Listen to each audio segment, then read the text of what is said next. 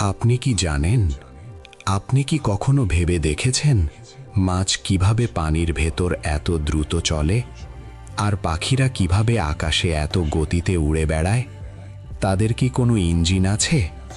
না, নেই কোনো মোটর, নেই কোনো যন্ত্র। আল্লাহ তাআলা মাছকে দিয়েছেন মসৃণ দেহ, শক্ত লেজ আর নিখুঁত পাখনা, যাতে পানি তাকে থামাতে না পারে।